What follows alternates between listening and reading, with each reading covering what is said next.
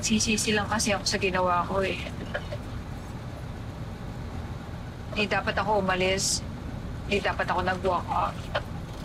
Hindi dapat ako lumayas eh. May panahon pa naman para itama yung mga pagkakamali mo.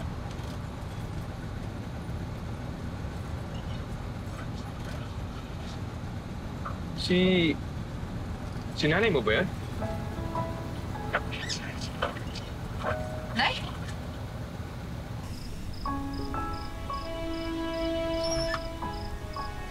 Nay?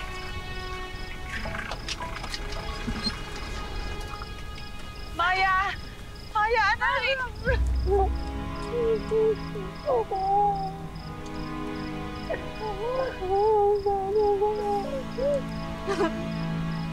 Sorry. Hindi mo dapat ako naglayas. Sorry. Ay, na-realize ko muna lahat ng sakripisyo niyo ginawa niyo para na magbigyan ako ng magandang buhay. Mahal na mahal ko kayo, Nay.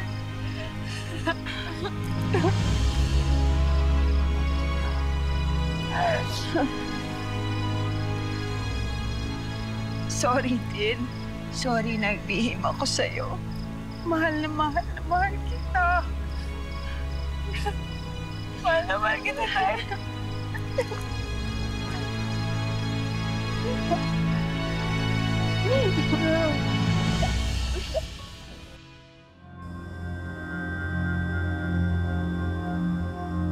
Mabuti naman po at nagkaayos na kayo ni Maya. Gabriel, hindi naman matutupad yun kung hindi mo siya pinagpayuhan.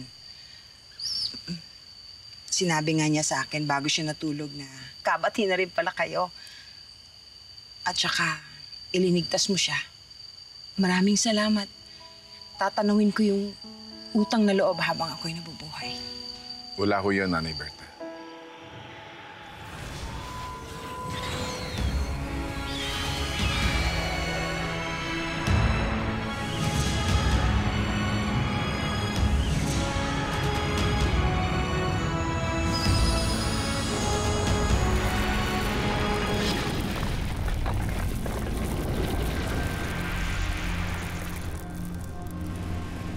May nagpapadyang panganin.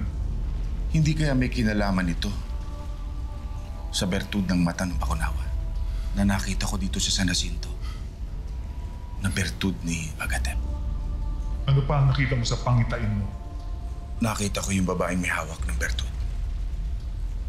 Ngunit, hindi ko nakita ang kanyang mukha. Pumunta ako doon, ngunit bigaw ako na makita sila. Kung sino man ang babaeng yun, siya ang itinakda ng propesiya ng mga pantas na engkanto na maging daluyan ng itim na kapangyarihan ni Agatep patungo sa bagong tagapangalaga nito. Nakita ko rin ang pagdilim ng kalangitan kanina. Ano po ba ang ibig sabihin nun?